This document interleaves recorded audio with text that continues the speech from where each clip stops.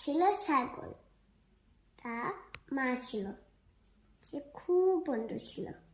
একদিন এই চুপ চুপ শব্দ করিস না কিন্তু, বাঘ ভাল্লুক সব বেরোলো বলে।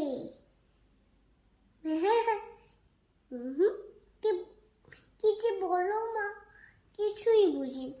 সারাদিন আর ঘরটা বসা ভালো লাগে না।